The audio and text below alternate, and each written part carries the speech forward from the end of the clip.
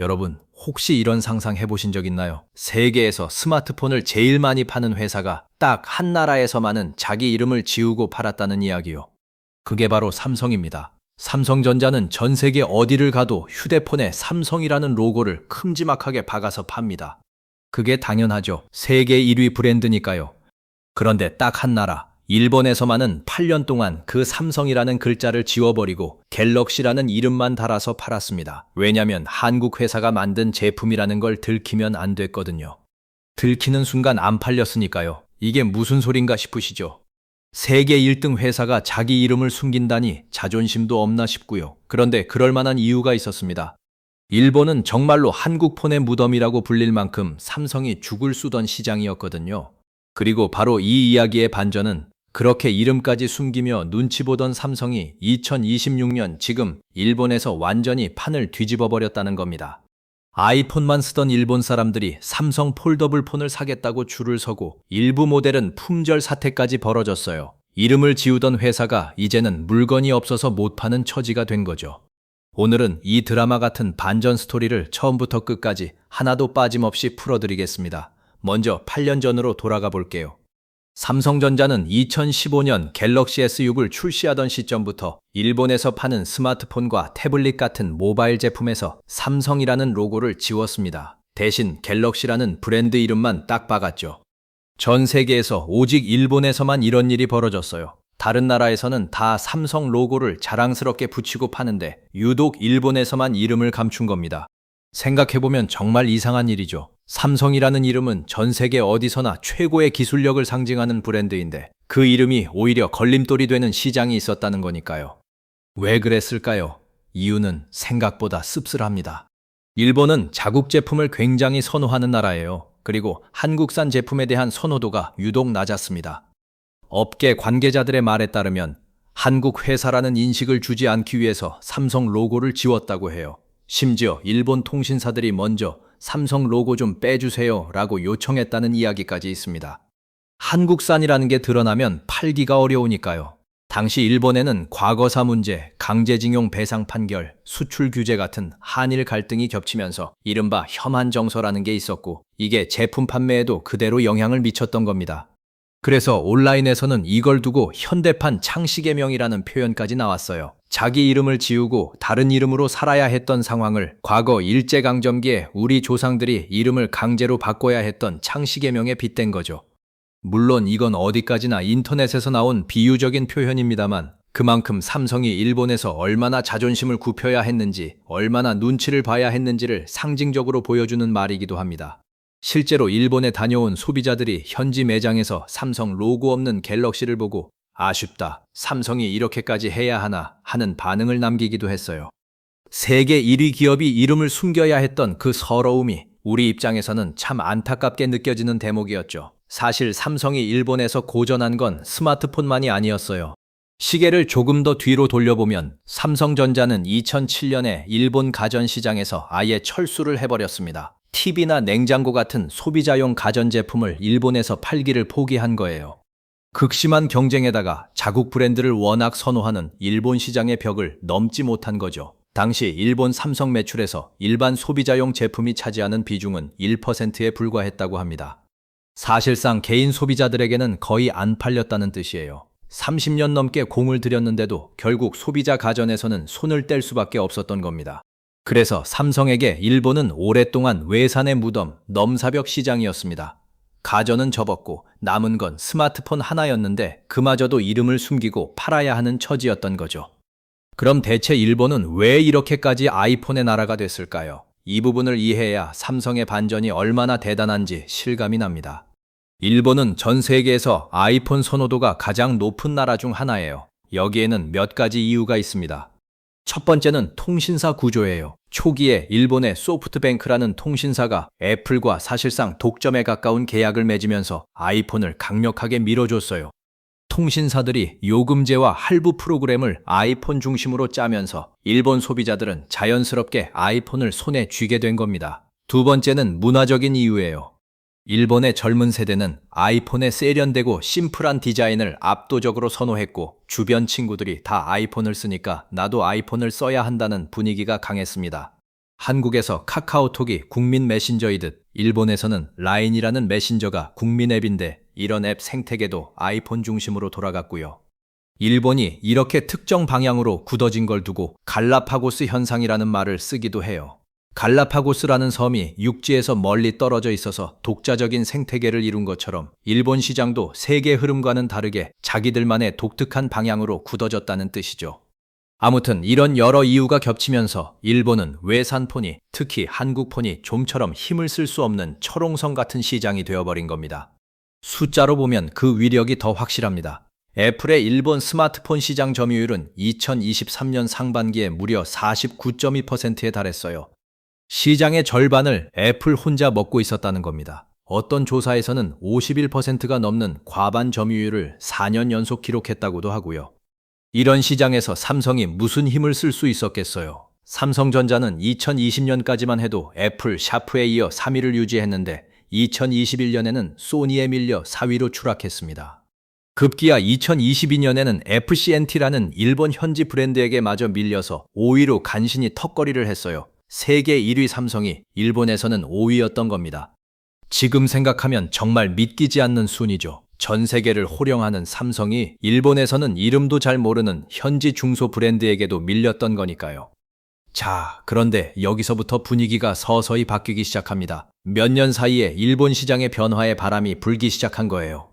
자신감을 조금씩 회복한 삼성전자는 2023년 드디어 결단을 내립니다. 그해 4월에 출시하는 갤럭시 S23 시리즈부터 8년 만에 다시 삼성 UNG 로고를 부활시키기로 한 겁니다.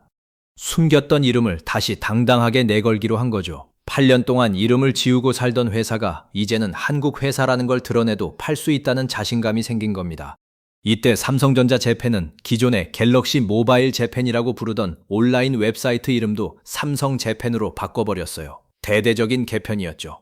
이건 단순히 로고 하나 바꾼 게 아니라 우리 이제 일본에서 삼성이라는 이름으로 정면 승부하겠다는 선언이나 마찬가지였습니다. 배려하며 숨는 전략에서 당당하게 정면 돌파하는 전략으로 완전히 방향을 튼 거예요. 여기서 삼성의 영리한 마케팅 전략도 빼놓을 수 없어요. 삼성은 일본 시장의 특성을 아주 잘 파고들었습니다.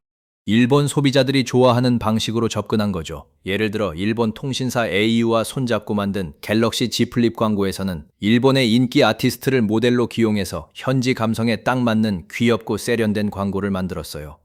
이 광고가 일본에서 너무 귀엽다는 입소문을 타면서 화제가 됐습니다. 또 삼성은 오래전부터 글로벌 스타를 활용한 마케팅에도 능했죠. 전 세계적으로 인기 있는 K-팝 그룹과 협업해서 폴더블 폰을 홍보하기도 했고요. 한류의 인기가 높아진 것도 삼성에게는 큰 도움이 됐습니다. 예전에는 한국산이라는 게 약점이었다면 이제는 오히려 K컬처에 대한 호감이 삼성 브랜드에 대한 호감으로 이어지는 분위기가 만들어진 거예요. 세상이 바뀐 거죠. 그럼 대체 무엇이 이 변화를 만들었을까요? 가장 큰 건 아이폰의 힘이 예전 같지 않다는 점이었어요. 무너지지 않을 것 같던 애플의 일본 점유율이 조금씩 내려가기 시작했거든요. 2023년 상반기 49.2%였던 게 2024년 상반기 44.7%, 2025년 상반기에는 43.7%로 해마다 야금야금 떨어졌습니다.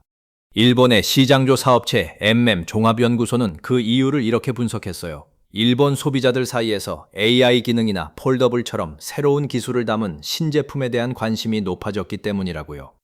다시 말해 매년 비슷비슷한 아이폰만 보다가 접히는 폰, 인공지능이 들어간 폰 같은 신선한 물건에 사람들이 눈을 돌리기 시작한 거예요. 아무리 아이폰이 좋아도 몇 년째 똑같은 모양이면 슬슬 질리기 마련이잖아요. 바로 그 틈을 삼성이 파고든 겁니다. 그리고 바로 이 지점에서 삼성이 가진 결정적인 무기가 빛을 발합니다. 바로 폴더블 폰, 접히는 스마트폰이에요. 여기서 정말 중요한 사실이 하나 있는데요. 애플은 아직까지 폴더블 폰을 내놓지 못했습니다. 접히는 아이폰이 나온다 소문만 무성했지 2026년 현재까지도 정식 제품은 없어요. 그러니까 폴더블 시장만큼은 애플이라는 거대한 산이 아예 존재하지 않는 무주공산이었던 겁니다.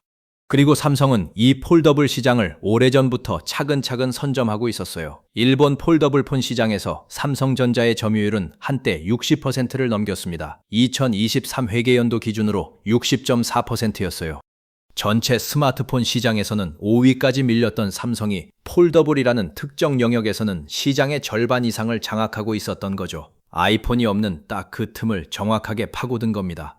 남들이 안 하는 걸, 남들이 못하는 걸 먼저 시작해서 자기 땅으로 만들어버린 전략이 제대로 통한 거예요. 이 흐름이 폭발한 게 바로 2025년 여름이었어요. 삼성은 갤럭시 Z 폴드 7과 갤럭시 Z 플립 7을 일본에 내놓았는데 결과가 놀라웠습니다. 일본 출시 첫 주였던 2025년 7월 28일부터 8월 3일 사이에 일본 1위 통신사인 NTT 도코모의 온라인샵 판매 순위에서 이 두 제품이 나란히 1위와 2위를 차지한 겁니다. 그동안 역대 갤럭시 Z 시리즈 중에서 일본 출시 첫 주에 도코모 온라인숍 판매 1위를 기록한 제품은 단 하나도 없었어요. 그 전 최고 기록이 갤럭시 Z 플립 6가 2위에 오른 거였는데 이번엔 아예 1, 2위를 싹쓸이 해버린 거죠. 아이폰 천하 일본에서 한국 폴더블 폰이 판매 순위 꼭대기를 차지했다는 건 몇 년 전만 해도 상상조차 못할 일이었습니다. 그 덕분에 삼성은 순위도 쭉쭉 끌어올렸어요. 2025년 1분기에 삼성전자는 일본에서 약 103만 대의 스마트폰을 출하했는데 일본 스마트폰 출하량이 100만 대를 넘긴 건 2022년 1분기 이후 처음이었습니다. 그리고 마침내 2025년 삼성전자는 일본 스마트폰 시장에서 3위에 올라섰어요. 1위 애플, 2위 구글에 이은 3위였습니다. 5년 만에 3일 복귀였죠. 5위까지 추락했던 회사가 다시 3위로 올라온 겁니다. 그것도 일본 현지 브랜드들을 다 제치고요. 5년 만에 완전히 다른 회사가 된 것처럼 환골탈태한 거예요. 그리고 드디어 이 이야기의 하이라이트, 2026년 갤럭시 Z 폴드 8의 등장입니다. 삼성전자는 2026년 8월 7일 일본에서 갤럭시 Z 폴드 8, 폴드 8 울트라, 플립 8을 공식 출시했어요. 삼성전자 일본 공식 온라인 스토어는 물론이고 NTT 도코모, KDDI, 소프트뱅크, 라쿠텐 모바일까지 일본 4대 이동통신사 판매망을 모두 확보했습니다. 사실 이것 자체가 7년 만의 일이라고 해요. 그동안은 일부 통신사에서만 팔던 삼성이 이제는 일본의 모든 주요 통신사가 앞다퉈 갤럭시를 취급하게 된 거죠. 8년 전에는 이름까지 지우던 회사를 이제 일본 통신사들이 서로 팔겠다고 나선 겁니다.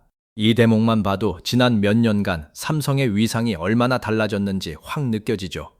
이번 폴드8이 왜 이렇게 인기였는지 그 비결을 하나하나 뜯어볼게요. 첫 번째는 뭐니 해도 디자인입니다. 기존 폴더블 폰은 접었을 때 세로로 길쭉해서 솔직히 좀 투박하고 아재폰 같다는 이미지가 있었거든요. 그런데 이번 폴드8은 확 달라졌습니다. 세로 길이를 줄이고 가로폭을 넓혀서 마치 여권처럼 생긴 디자인으로 바꿨어요. 펼쳤을 때 화면 비율이 4대 3이 됐는데 이게 영상을 보거나 웹툰을 읽거나 온라인 쇼핑을 하기에 딱 좋다는 평가를 받았습니다. 외신들도 4대 3 화면비가 신선하다는 반응을 보였고요. 손에 쏙 들어오는 여권 크기 디자인이 젊은 층과 여성 소비자의 마음을 완전히 사로잡은 거예요. 두 번째는 무게와 두께입니다. 폴더블 폰의 가장 큰 단점 중 하나가 무겁고 두껍다는 거였잖아요. 그런데 삼성은 이걸 계속 개선해서 접었을 때 정말 얇고 가벼운 수준까지 만들어냈습니다. 실제로 제품을 만져본 사람들이 생각보다 훨씬 가볍다, 일반 스마트폰이랑 큰 차이가 안 난다는 후기를 많이 남겼어요.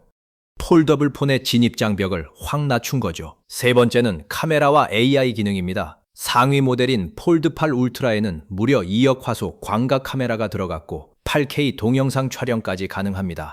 여기에 갤럭시 AI라고 불리는 인공지능 기능이 대거 탑재돼서 사진을 알아서 보정해주고 통역도 해주고 다양한 편의 기능을 제공하죠. 앞서 말했듯 일본 소비자들이 요즘 AI 기능에 관심이 높아졌다고 했는데 삼성이 바로 그 니즈를 정확하게 충족시킨 겁니다. 네 번째는 의외로 가격입니다. 많은 분들이 폴더블 폰은 엄청 비쌀 거라고 생각하시는데 이번 갤럭시 Z 폴드8은 시장의 예상보다 낮은 가격대로 나왔어요.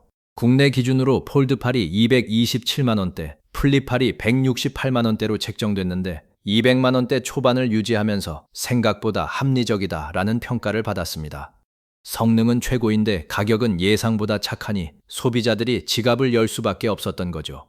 이렇게 디자인, 무게, 카메라, AI, 가격까지 여러 요소가 딱딱 맞아떨어지면서 폴드8은 그야말로 완성형 제품으로 등장한 겁니다. 숫자로 보면 그 인기가 더 실감납니다. 글로벌 시장조사 업체 카운터포인트 리서치에 따르면 갤럭시 Z8 시리즈의 전 세계 사전 주문량은 전작인 Z7 시리즈보다 30% 이상 늘었어요. 한국에서의 사전 판매량은 무려 144만 대로 전작보다 39% 늘어나면서 역대 최다 기록을 새로 썼습니다. 유럽에서는 20% 이상, 미국에서는 폴드 모델만 집계했는데도 30%나 증가했고요. 특히 폴드8은 국내 전체 사전 판매에서 차지한 비중이 70%에 달할 만큼 압도적인 인기를 끌었습니다. 카운터포인트 리서치는 첫 해 출하량도 전작보다 2자릿수 이상 늘어날 것으로, 그리고 그 전전작인 G6 시리즈와 비교하면 70% 이상 성장할 것으로 내다봤어요. 그야말로 폴더블 폰의 대중화가 본격적으로 시작됐다는 신호였죠. 더 재미있는 건 누가 이 폰을 샀느냐예요. 예전엔 폴더블 폰 하면 중장년 남성이 쓰는 기능성 스마트폰이라는 고정관념이 있었잖아요. 그런데 이번엔 완전히 달랐습니다. 삼성닷컴 기준으로 갤럭시 Z8 시리즈를 산 사람들 중 10대에서 30대 젊은 층의 비중이 절반을 넘었어요. 그리고 폴드8과 폴드8 울트라를 산 10대에서 30대 여성 소비자의 비중은 전작보다 약 2배나 늘었습니다. 아재폰이라는 이미지를 완전히 벗어던지고 젊은 여성들이 사고 싶어하는 트렌디한 폰으로 변신한 거죠. 여권처럼 생긴 예쁜 디자인이 그동안 폴더블 폰에 관심 없던 새로운 소비자층을 대거 끌어들인 겁니다. 제품 하나로 소비자층 자체를 바꿔버린 거예요. 그리고 일본이요. 아이폰의 성지, 한국폰의 무덤이라 불리던 그 일본에서도 갤럭시 Z 폴드8이 입소문을 타기 시작했습니다. 실제로 일본 삼성전자 공식 온라인 스토어에서는 256GB 용량의 폴드8이 일부 색상에서 품절되는 사태가 벌어졌어요. 한 보도에 따르면 라벤더 색상을 제외하고 사실상 대부분의 색상이 품절됐다고 합니다. 일본에 출시된 역대 갤럭시 시리즈 중에서 이렇게 빠르게 동나는 건 정말 이례적인 일이었어요. 이름을 숨기고 눈치 보며 팔던 그 삼성이 이제는 물건이 없어서 못 파는 상황이 된 겁니다. 8년의 세월이 만들어낸 반전치고는 정말 극적이죠.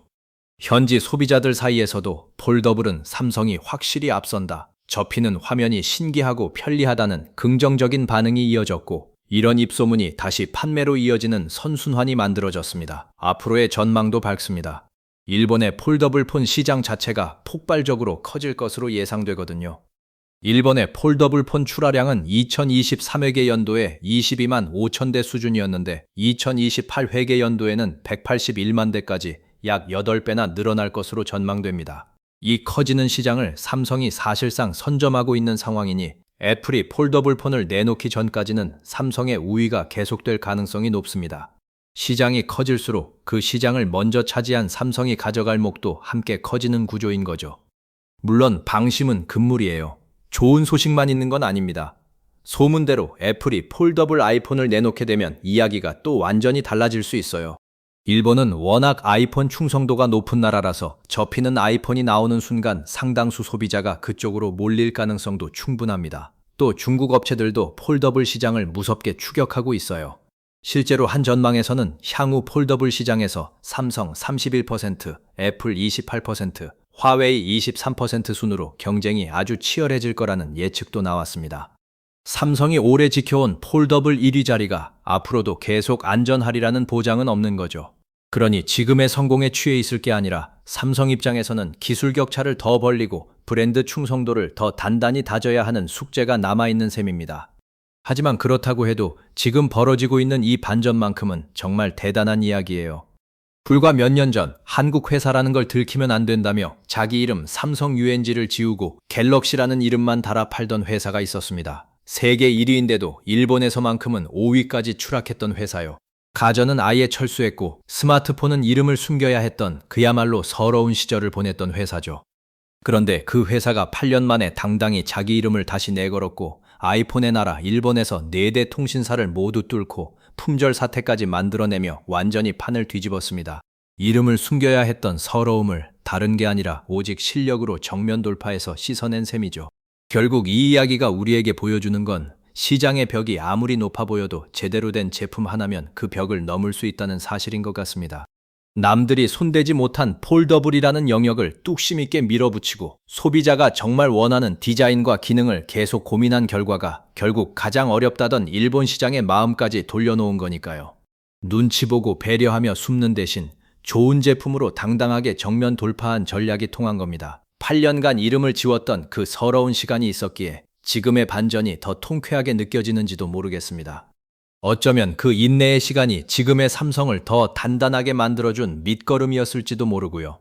여기까지 일본에서 이름까지 숨기며 눈치 보던 삼성이 어떻게 다시 당당히 일어섰는지 그 놀라운 반전 이야기를 함께 살펴봤습니다. 세계 1위 기업도 어떤 시장에서는 이렇게 밑바닥부터 다시 시작해야 했다는 사실이, 그리고 그걸 결국 실력으로 뒤집어냈다는 사실이 참 인상 깊지 않나요? 긴 이야기 끝까지 시청해 주셔서 정말 감사합니다. 앞으로 삼성이 일본에서 그리고 세계 폴더블 시장에서 이 기세를 계속 이어갈 수 있을지, 또 접히는 아이폰이 등장하면 어떤 새로운 승부가 펼쳐질지 함께 지켜보면 좋을 것 같아요. 오늘 영상이 재미있으셨다면 구독과 좋아요도 잊지 말아 주시고요. 다음에도 더 흥미로운 이야기로 다시 찾아오겠습니다. 감사합니다.